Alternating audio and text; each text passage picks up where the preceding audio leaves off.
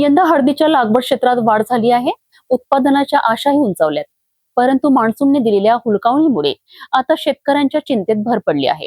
वाशिम जिल्ह्यात मोठ्या प्रमाणावर हळदीची लागवड करण्यात आली असली तरी पावसाअभावी पिकावर संकटाचे ढग दाटले आहे. अनेक ठिकाणी हळदीचे बेंड सुकू लागले असून शेतकऱ्यांच्या डोळ्यासमोर लाखो रुपयांचे नुकसान उभे ठाकले आहे.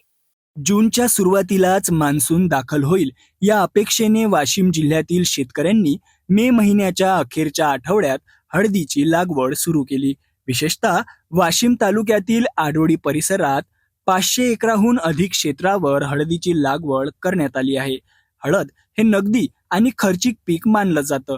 बियाणे, मशागत, मजुरी आणि खतांसाठी मोठा खर्च करावा लागतो.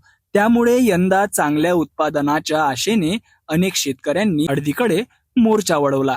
मात्र अपेक्षित पाऊस न झाल्यानं आणि मान्सून लांबल्यानं हळदीच्या पिकाला मोठा फटका बसू लागलाय. ज्या शेतकऱ्यांकडे सिंचनाची सुविधा उपलब्ध नाही किंवा पाण्याचा साठा मर्यादित आहे, अशा शेतांमध्ये हळदीचे बेन जमिनीतच सुकण्यास सुरुवात झाली आहे. काही ठिकाणी कंदकडे काडे पडून कुजण्याच्याही घटना समोर येत आहेत. त्यामुळे शेतकऱ्यांच्या चिंतेत आणखी भर पडली आहे.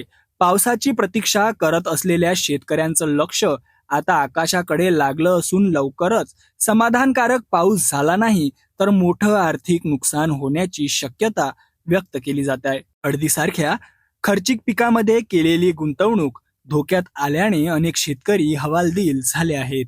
एकीकडे वाढती उत्पादन खर्चाची कसरत आणि दुसरीकडे पावसाची अनिश्चितता, अशा दुहेरी संकटात हळद उत्पादक शेतकरी अडकला आहे. येत्या काही दिवसात चांगला पाऊस झाला तरच हे पीक वाचण्याची आशा आहे. अन्यथा शेतकऱ्यांना मोठ्या आर्थिक फटक्याला सामोरे जावे लागू शकते.